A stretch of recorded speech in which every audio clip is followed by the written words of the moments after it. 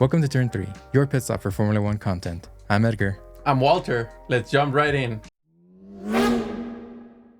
So, for the first time in 5 years?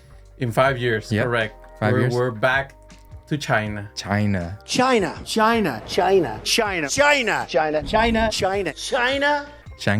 Shanghai. Why don't you feed us some facts about the track? And I got some info for you. So the name of the track is Shanghai International Circuit. It consists of 56 laps, 16 corners, 5.451 kilometers. The race length is 305 kilometers.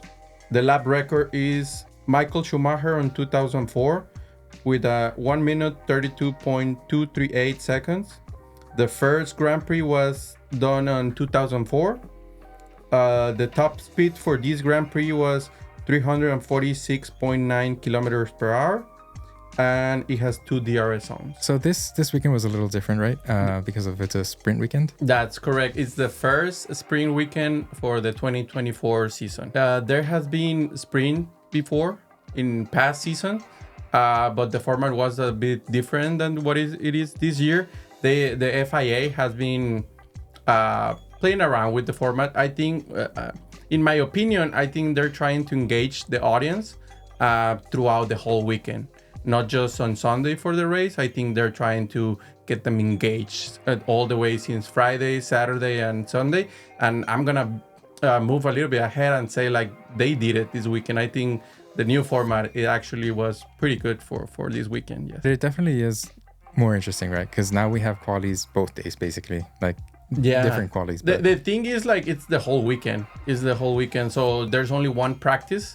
So let's go back to basic, right? The regular Formula One weekend consists of 3 days, usually Friday, Saturday, and Sunday.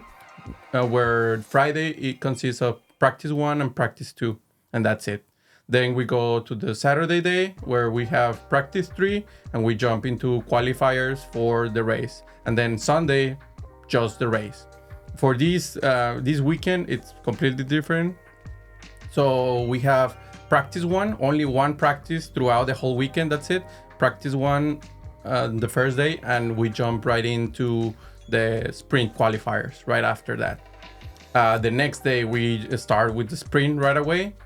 And right after like a mini race, we jump into the qualifiers for the race on Sunday. And then on Sunday, we jump into the race. So it's a pretty exciting weekend for sure. How stressful for the drivers on Saturday, right? Because you have a mini race, like you said, basically like a short version of the race, and then qualies for the actual race. Like, I mean, I'm sure they love it. It's probably very fun for them, but a lot is riding on Saturday, right?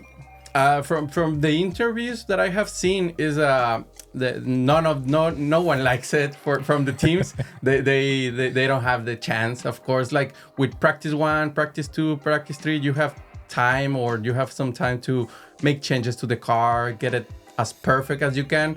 And with this format, it's like you're on your toes, like right away. Like you need to make the changes. There's no time. You just go with it like that. Some of the drivers from the interviews, they say it's not so much on them. It's kind of stressful because you have 2 qualifiers and then 2 races on the same weekend. So if you messed up one, you have 3 more chances per race. But from what I heard from the drivers is the mechanics. Those are the ones that get the bulk of the work on these weekends because they don't have time. They just have to be on top of it pretty much. I hadn't even stopped to think about them. That's true. You're absolutely right. This is pretty hard on them. But it's harder for them than a regular Formula One weekend than a sprint weekend for sure. For sure. Yep. And then we jump right into sprint qualifiers, right? Sprint qualies. It was interesting in the beginning. I think there was no surprise in the first 5 people that went out. SQ1 was pretty straightforward. We lost a couple of drivers, of course. We lost Gasly, Ocon, Albon, Tsunoda, and Sargent. No surprise there. Nope. Then we go into SQ2, and then almost at the end of spring qualifier, we saw some rain. Yep. We saw some rain, and then I think that's what changed everything right there and there. Everybody, some of the cars were able to make some times for this Q2, but the last cars they were like they got affected because of the rain. I've always heard rain being referred to as like the great equalizer in Formula One. Like it just, any advantage that teams may or may not have over other teams just kind of goes out the window. Sometimes they're on the tires, the intermediate tires or the wet tires sometimes, or they have to obviously watch because there's less traction on the ground. So, that it's always interesting to see when it rains how things just kind of shift and change around and stuff. That's correct. I totally agree with you. Once the rain comes, like you say, everything changes, and you can see which are the better drivers in the wet. I think some of them are a little bit better than others just because of their experience. Probably Alonso has so many races in the rain. I'm pretty sure he's one of the best. He's been racing since 1840 something or whatever. 20 years almost or something. More like something like that. Rain comes, so it starts to get, a little bit more interesting. There's some more traffic, people get affected, right? Correct. But it was almost at the end of SQ2, so we lost a couple people. There was some surprises there. Russell and Stroll we lost them in SQ2, and that's it. Oh, and also our homeboy Joe Wanyu, he makes it to Q3, and the crowd goes crazy, man. Every time he did an overpass, every time he was scratching his head, like the crowd went crazy. Honestly, was so amazing to see. It was very interesting and I was very excited for him. You know what I mean? Like it's just how much the crowd loved him. It must have felt amazing. Yeah, and we need to remember, of course, it's his first home race ever. We haven't gone back to China since 2019 for a lot of reasons. It was very exciting for him. So yeah, I mean I can imagine like going into Q3, which is atypical for his team, Kick Sauber. So he makes it in, and then the crowd goes wild. They went crazy, man, and it's so nice to see that. So then after that we went to SQ3, of course, and then the rain was at that point on SQ3, so all of the cars went out on inters, like you're saying, everybody is equal, and we saw a lot of cars going out of bounds. So we finished SQ3 with Norris, Hamilton, and Alonso in that order. Correct. That's the podium. Yeah, which is surprising to me that we don't see any of our boys. That's correct. Yeah, no, and I think the thing is on that part is the weather. Of course, when it rained, the performance for the Red Bull, that they're ahead of everybody else, goes down, of course, because now everybody's equal on the water. So yeah, it's just, I mean, I understand. It's always surprising. It's so rare, man. Like, it's so rare. Like, oh, who's on first? Max Verstappen? No. That weird. What? That's already weird. Yeah. And then it's the sprint race, of course. 19 laps around the Shanghai circuit. That's correct. The lights turn on and then turn off, and they go. It's interesting to see, when the Red Bulls aren't in the front, how interesting the races can get, towards the front. Typically, we'll have Max just kind of, and then we'll never see him again. He's going to be like 5 hours away in front of in everybody. Laps, he's a whole pit stop away from everybody. But in this case, it wasn't exactly like that. So it was nice to have to see him kind of put in the work a little bit. Not too much. It wasn't too bad. No, I know. After like 2 laps, he was already in the front. So he was getting there, but it was nice to see him. Yeah, no, for sure. On the start, I don't know if you noticed, it was Alonso and Norris, of course, 1 and 2, and they went out. And the way that the track is set up, the first turn on China is really, really long. Yep. So Norris went on the outside part, and he almost lost it for a second. I think he went wide a little bit because Alonso was kind of like cut him a little bit, and he went from P2 all the way back to P8 because he went wide on that turn. Yeah, unfortunately, I had so much hope that he would get his first. Well, and they don't even consider them like race wins, right? If he had won the sprint. Like Piastri won one, but they don't consider him a race winner. It's a sprint winner Yeah, which exactly. no one cares, I think. Yeah. Because everybody wants the Grand Prix winner. The Grand Prix, The race. It's fun to talk and watch the sprints, but yeah, for the data, no one. For the records, no one cares. No one cares. The sprint, but He's so good. He's one of the best drivers in the whole paddock. Unfortunately, he hasn't had the car to be able to fight for the wins. He has been close, super close, a couple of times. I think like three times in the podium and second place or something like that. But yeah, his time will come. I'm pretty sure it's just a matter of when the McLaren car can do his part, and also maybe a little bit of luck with the Red Bulls not doing so good. Maybe a weekend. So that's all it takes, right? It's sort of a miracle for Red Bull to have another DNF like they did, 2 races ago or whatever, and then yeah, like we have discussed it like time and time again. Like once one of those top 10 cars goes out, all of the others are like, we're going to go for it. They are so hungry for points, man. Yeah, one thing I want to point out on the sprint race that we're talking about, they only give points to the first 8. Right. And then on the Grand Prix, they give points to the top 10. Just a little bit. Yeah, and so they go 8 points for the first place, and then -1, all the way up to 8. That's correct. And I think, I don't remember exactly what position, but I think Joe, the homeboy, I think he was on sprint. He was like P9 or P10. He was like super close. He was super close. Could you imagine? The crowd would have gone completely crazy. I think it would be the same as we were discussing last time. Like Tsunoda on Japan is like I was P10, but it felt like a P1. Yeah. It would be probably the same. After the first lap, there wasn't too much excitement. After that, everybody was in their places, some overtakes and everything.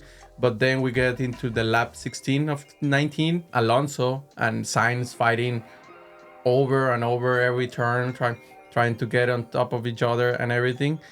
And for whatever reason, in one of the turns, they went wide. Or I think they were trying to defend, and both of them went wide. And then Checo was right behind them and passed them, both of them in the corner. It was a great move. It was because of they both made a mistake, and Checo capitalized at that moment. Yeah, dude, I was so excited. Because I was excited about watching Sainz and Alonso, and it was just turn after turn after turn. They were just going for it. And then, after they go wide and Checo just do, he goes, and I was like, what? That's so crazy. It was really fun. Really fun to watch. They went wide, Checo went, and then I saw it in the TV. He took out his helmet and he said, "Peace out," and he just went. He said, "Peace out." Peace out. And he threw his helmet. Dropped the helmet. Dropped the helmet. Yeah. No, but it was great. It was a great, like you said, fight between Alonso. A fair but hard fight between them, between the two Spanish drivers that we have, and then of course, we have Checo Perez capitalizing on their mistake. They went wide and he took over and was able to finish in the top on the sprint for sure. Max Verstappen, winner of the sprint race 2024 on China. And why don't you give us the podium for the sprint race? Verstappen P1, Hamilton P2, Perez P3. Yep. We were both wrong. I was hoping that you were not gonna bring that. I think other than Max, I think we got it right on the Max part. That's where we stopped. That's as far as we go. But yeah, our P2 and P3 was not even close. Even close. Nope. So yeah, Hamilton was a surprise, to be honest, for me. It was great for him. He needed that. Unfortunately, it was just a sprint, but I'm pretty sure he was happy fighting at the front. Yeah, definitely. Last year, when he would get a podium, the times that the few times that he was on the podium, he would always be very like, oh, I'm glad I'm here because I'm doing the best I can with the car that I have, basically. Mm-hmm. And I'm sure this is one of those times as well where he's like, I did this with the car that is given to me, which he said on the radio several times already, like in the season, just like, oh, the car is not doing well, blah, blah, blah. It's very slow. So for him to end up there must be very exciting for him. Yeah. What do you think about all of those little comments that he do? Do you think it has something to do with he's leaving already to Ferrari. That's why. Because I remember past years I've been watching Formula One. He hasn't been that spoken about it as much. I think it's because he already signed with Ferrari, so he's like, I don't care. There's nothing to lose, so he just speaks his mind pretty much. But do you remember? I think it was last year where he said something on the radio like, "Oh man, I can't get any traction or whatever. It's so slow on the turns." And Toto comes on the radio and he goes like, "Hey, we know the car's bad. Just drive it." Basically. Yeah. Like he's been vocal in the past. It does seem more like egregious now. Like he's just doing it way more often. But I it might have to do with that. It might also be like the broadcast. They may just like, oh, this is spicy. Yeah. Let's put this on. You know what I mean? Like make more drama out of it. Yeah. Yeah. I don't really know exactly what's going on. Yeah. I think it has something to do that he's leaving, but it's also something we need to remember is he's a 7-time world champion, right? And he did it pretty much on a roll, other than one time. So he was used to winning and be on the podium and fighting and everything. And then at 2021, I think with Red Bull dominance started. Now it's like, well, I know I'm great, but my car is not. So yeah, I'm pretty sure he would like to be fighting at the front. Like you said, he's a 7-time world champion. How much of that do you attribute to the car, for example? You know, if you compare like when it was Hamilton and Bottas, they were both fighting sometimes for like first position, or fighting for a position, and then contrast that with Verstappen and Checo. Like Verstappen is clearly ahead of Checo, right? So in the case of the Red Bulls, you have the car is fantastic, but Max is just an animal. And then you go to the Mercedes and you say, okay, Hamilton is typically in front, like he's usually in front, but there is a competition between him and Bottas. That means that the car is very good and that the drivers are a bit more evenly matched. Does that make sense? It makes sense. Yeah, Hamilton has changed so much lately. Yeah, we'll see. He's in movies now. He's going to be a movie star. Yeah. Tom Cruise movie or something like that with the Formula One. Formula One. Yeah, Brad Pitt. There you go. Are you gonna watch that? Are you excited about that at all? I'll watch everything in Formula One, man, probably. Yeah, I'll watch anything with Brad Pitt in it. Yeah, that's another story. So that was the sprint? Yeah. Which was pretty good. I'm gonna be honest. Yeah. I enjoy it a lot. I'm gonna be honest here with the audience. I was not a big fan of the sprint format before this one. Like all the past. How dare you? Yeah, I wasn't a big fan, but this weekend changed my mind. I think the format this weekend was really good. The one practice and then you jump into the sprint quali. You jump into sprint, you go to quali, you go to race. So you're like getting excitement every single time. So yeah, I'm a big fan so far. We'll see the next sprint races that are coming up, but I was a big fan of it. Quali was at 2 a.m. for us or something like it that? was horrible, man. It was so bad. It's probably gonna be the worst times for us. This one was. I think the other ones that are coming, I think it's better for us, for our time zones. But yeah, China was probably the hardest one. I watched it live, so I was awake. It was 2 a.m. and I finished it pretty much at 4 a.m. and I was dying. I was like, if the race wasn't as good as it was, I was probably would fall asleep at that moment. But when I was like kind of like falling asleep for a second, something happened and I was awake all of a sudden again. So yeah. I actually didn't watch them live. I have to admit, I know, boo, whatever. I actually didn't watch them live. I have kids and I had to wake up early in the morning, but yeah, I actually woke up earlier and I watched them pretty early. Nah, be honest, it's just because you're not as big of a Checo fan as I am, that's the reason. So for the qualifiers, we have the 20 cars, of course. We go into Q1 and we have 2 surprises. The first one, Hamilton, which was a P2 in the podiums on the sprint, is it's P18. So he's out on Q1, which is a big surprise, to be honest. Sure. I don't know exactly what happened there. I don't know if it was the team or the tires or just Hamilton was not in the right mindset. Yeah. So he said in the interview, you know how they interviewed them afterwards, that they had made some setup changes to the car. They went the wrong way, I guess. Yeah, it's possible. I don't know that they'd. I mean, he did fairly well, right, in the sprint. Yeah. Now is not the time to be changing setups in the car, right? I mean, I'm not. There's a reason I'm not an engineer for the Formula One team, right? But if it ain't broke, why fix it, right? But they did fix it and they broke it. Yeah. So unfortunately for Hamilton, he was out on Q1. The other thing that happened was big surprise. We have our boy Sargent spin out of control and he went out. So but he didn't crash. He didn't crash. So that's already an improvement. It's a victory for him. And a victory for sure. Then we go into Q2. There was a couple of moments. I think the first one, it was Sainz lost control a little bit of the car. He crashed a little bit. But the good thing, I think, there was a red flag at that moment.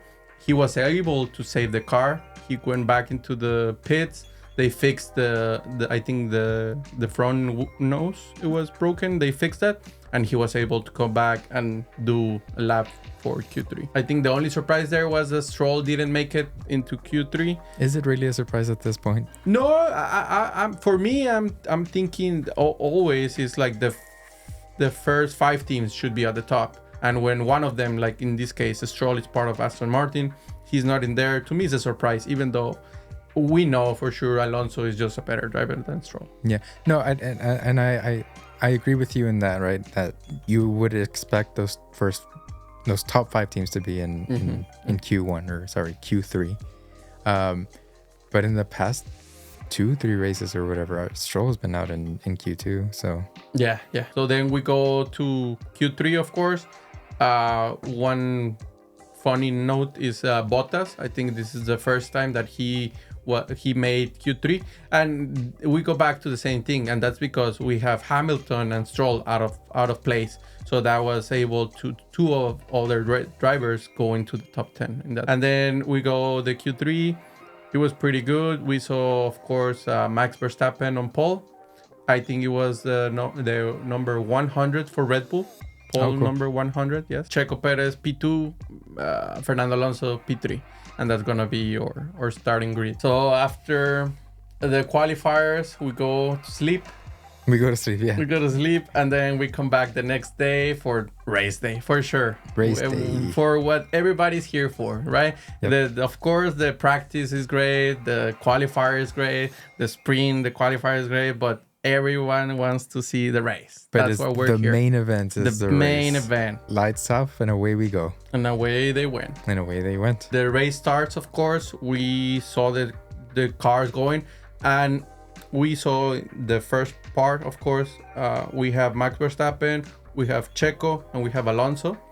I think Checo tried to cut Alonso, and he was right behind Max, and Alonso, oh my God, what a great drive. He went through the outside of the first turn, like we discussed with Lando, but Lando went wide, Alonso didn't. He finished the race, and he was able to overtake Checo in the first turn. It was super crazy. It was very, very interesting to watch. There was a lot of interesting things that would happen in that particular turn, right? Like, and it's interesting because a lot of them would go wide to overtakes there, right? So, it's not typically something I usually see. There has to be like a very clear advantage for them to take the outside line and get any kind of advantage over it. But in this case, like in this particular track, there was a few instances, I think. Yeah, I saw that. We're familiar with people overtaking usually on the straights with the DRS. That's what everybody, I think, have seen. But like you're saying, this is a very different track. A little bit technical, of course. I think it goes in because you go through the DRS zone first, and then you have like a really long first turn, and I think that's why you're able to go through the outside. and after you finish that turn, the next one goes to your left. So if you're ahead on the outside, you will be ahead in the inside on the for next the next one. turn when you go. Which that I think that's why they do it like that. Alonso showing his years of experience for His sure. years of experience. Let's give him a round of applause here. After the race start, we have 15-20 laps of just normal racing, typical overpasses, things like that. Yeah. In the beginning, like we discussed already, we saw Alonso and Perez fighting in the front. Also, I think the Ferraris had a bad start, so they went back a couple of positions they lost, but they were able to gain it back throughout. So yeah, it was pretty much after the first lap, then the race normalized. Everybody was in their place and just going through the laps until I think it was lap 21 or 24, I'm not sure, when we see Bottas went out on the track. I thought it was like, oh, he just went wide, but no, his engine just stopped working, and the car was out, so he had to retire. Yeah, he retired. Something that I guess we should point out is they didn't stop the race right away. Right, there was yellow flags, sure, but I remember seeing there was an angle, and it showed Bottas getting out of the car, and I saw other cars coming towards him, and part of me just said that's dangerous. Yeah, I totally agree with you. I'm really glad that you brought it up. I wanted to say that. Yes, I think what happened is like they did the yellow flags and they took too long. They should have, like you're saying, they should have done a virtual safety car or a safety car, at least the virtual safety car, because that way they go super slow and there's no, and once you have a Formula One driver in the track, even though it was outside the track, if one of them they went straight to them, he could have just crash into Bottas. Yeah, and it was right at a turn too. Yeah, right? yeah, so, and the braking point. If they went locked up or whatever, they went straight into the other car. So yeah, I think I totally agree with you. They went slow. I think they call out the virtual safety car a little bit late, but they did call it after Bottas was pretty much out of the track. And it was still a good time to do it anyway, because mechanics or the stewards, they were working on getting the car out of there because they couldn't even put it in neutral. I think it was. I think that was the issue. I think they thought that they were gonna do it super quick, just push the car out of the way. That's why they were thinking maybe the yellow flags are good enough. But something happened with the car that was still on drive per se, so they couldn't put it on neutral. So that's why we saw some of images of the people trying really hard moving it, and they were getting nowhere. So yeah, that I think that was the reason that why it got late. But yeah, once it got there, yeah, it was okay. So we have a virtual safety car, of course, and then like it's usual, a lot of the cars went straight into the pits, because we have discussed this before. It's a free pit stop pretty much. It saves you time. So they went and changed the tire. Something I noticed, Alonso went into the pits and came out with soft tires, which was super surprising to me. I don't know why, but I guess he was trying to overtake them. But from the few things that I saw, the soft were not doing great. They went super quick. Yeah, so the track was resurfaced, but not the whole thing. It was just like the top layer, and I think it was a pretty much common theme throughout the weekend that there wasn't a lot of traction. So even on those soft tires, like it just wasn't doing what they wanted. We saw a lot of the cars going to the pits, and after that they come out, and then we got the safety car. After the virtual safety, we got a safety car. Everybody, of course, Max Verstappen was already like 8 seconds ahead of everybody else, so they have to bunch up again right behind the safety car. We did a couple of laps past. Just to clarify, so the safety car comes out. And any advantage that Max Verstappen had, time he had gained on P2, that gets, because everybody, like you said, everybody bunches up. So squish, yeah. So it's basically like the start of the race, but they start. Correct. It's a rolling start. That's correct. So the safety car goes out, and then a couple laps passes, everything gets clear, the car is out, everything's clean. So they announce the safety car is ending. and the safety car goes into the pits. They're getting ready to start again. Everybody's waiting on Max Verstappen. It's a rolling start again. But he dictates when they speed up. He detects the time. So on one of the turns, he went super slow, I think, and then they were like super squished. And then Alonso had a lock-up tire, and then everybody behind him, I think, kind of had to stop until someone crashed. Who was it? Stroll against Ricardo against Piastri. Yep. Unfortunately, yeah. It was something really strange. I have never seen this before. When it happens, Stroll says he braked out of nowhere. He brake checked me. It's his fault. Yeah. I mean, that's obviously not true. This is my opinion. Obviously, it's not that it's not true. He did stop, but he had to stop because the person in front of him stopped. Can you just assign blame like that? I think we have to remember they're in the middle of the race. The adrenaline is going through their bodies, and it's hard to see them. Like they're in the cockpit, like super close, and they can barely see anything outside. The only thing he saw, it was the car in front of him, and he stopped right away. So that's all the information he had. So that makes a lot of sense. So you're right. So to him, it looked like someone brake checked him pretty much. Okay, I see what you're saying. Then in Ricardo's interviews after the race, he talks about like how angry he was. He was pissed. He was super pissed after that and the thing is, like, he was having a really good race until that point. He probably could have finished in the points, maybe P10 or P9. Yeah. He was up to that until the accident, the racing accident. Yeah. Poor Denny Rick. Yeah. He has been having a rough season, and this race was going in his favor, and of course something happened, and he's out of the race. Unfortunately for him, he's been having a hard season for sure. Yeah. This was the first time this season that he was doing better than his teammate, right? Mm-hmm. So. Yeah, Tsunoda has had a rough weekend too, but Ricardo was doing better. The first time that he was doing better than him, but and it's cut short by both of them. So we can go back to it. So after the crash happened, of course, the Hulkenberg passed the guys that crashed. Mm-hmm. I saw that, and then a little bit later, in the next lap, I think.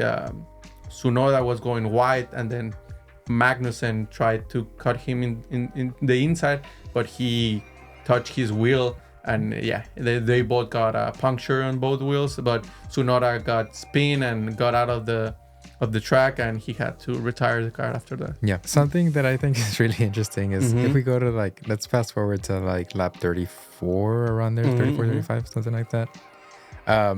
Stroll is in last place. And then Magnussen is right in front of him. Yeah. And they're both fighting as if it were for P1. They're both it's just nonstop action, wheel to wheel for several turns. And this whole time I'm thinking Haas or K-Mag, he's not in the top 5 teams, so that's understandable maybe. But Stroll, fighting with a Haas, it just didn't. It was very fun to watch, and I was really interested in seeing it and everything. But it didn't sit right with me. You know what I mean? You're fighting for last place. It's funny to watch, I guess. Yeah, no, I totally agree. It looked like they were fighting for P1 pretty much. We have Stroll and Magnussen, the two cars that got involved in the crash, of course, and they got penalties because of that. So they were fighting for last place. Plus, both of them had plus 10 second penalty. So it's what's the point, That's exactly how I feel. I think Stroll just didn't want to be last place. I think that's all he wanted. I think it's just a driver's thing. I think drivers, they just don't like people overtaking them or being last place. That's it. I think whenever they see another guy passes them, it's I'm gonna pass that guy. Right back. Even if they're fighting for P15, P1, it's I'm not gonna let anyone pass me, pretty much. So after 56 laps, we get Max Verstappen winning for the first time his first Chinese Grand Prix. That's true. And his 58th Formula One win. He's getting closer to those Schumacher, Hamilton numbers. I mean, I think he's gonna, if he continues doing this the same way that he's going, we're also getting some seasons with more races. So he's gonna get it closer and closer as we go by. So yeah, maybe give him a couple, two more years. He's gonna be right there. He already broke a bunch of records, so yeah, he's gonna be super close. Assuming he wins all of them, right? Which is pretty reasonable. Yeah, that puts him at like 78, 77, 77. Mm-hmm. And then another 24 next season. So 2 more years, he's gonna be on the hundreds. Yeah, where Hamilton was a couple years back too. So yeah, unless he moves, but I don't think that's gonna happen. We can talk about a little bit about that. Like there has been a lot of rumors with Fernando Alonso going to Red Bull, Max going to Mercedes, everything. Yeah. People saying like Checo's not gonna be on Red Bull. Like, come on, like. Yeah, I don't know what's gonna happen on silly season, but one thing I can tell you for sure is like Max Verstappen, I don't see any reason why he would change a team unless he doesn't want to win anymore. That's pretty true. much. I don't see why. The other thing is Checo. People are saying like, oh, he's gonna be out of Red Bull. He's doing his part, talking about results. But the other thing we need to remember is like he sells a lot. He's a marketing monster for Red Bull. He outsells his teammate. He's the world champion. He outsells pretty much everyone in the paddock. So I don't see Red Bull saying like, oh no, you know what, we don't want you here. We don't want to sell as much as we do right now. Yeah, and it is one of those things where you have Checo. He performs, right? Like let's say he's not as consistent per se as Max, right? Mm-hmm. Let's say that, but he does fairly well. I mean, like he's P2 in the World Championship. Yeah. And he sells. I mean, what more could you ask for, right? Like, he's a great teammate. He's a great driver. He sells a lot. So yeah, I'm pretty sure Red Bull is happy with both of them. That again, there's a lot of rumors going around because they haven't signed the contract per se. But yeah, it's like. Is the same with Aston Martin, right? They already signed Alonso. They haven't signed the other driver. Do you know who the other driver might be? I have no idea, man. Who knows? It could be anyone. It could be anybody. Yeah. So stuff like that is what bothers me a little bit. But yeah, it is what it is. Yeah. Always in Formula One, there's gonna be gossips. There's gonna be rumors. Yep. But until I don't see the signed contract or an official announcement, I just try to don't bother about it.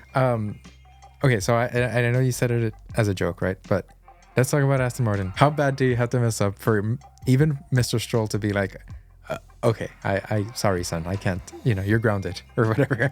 You know what I mean? Like, at what point does he say this is bad for business? No, never.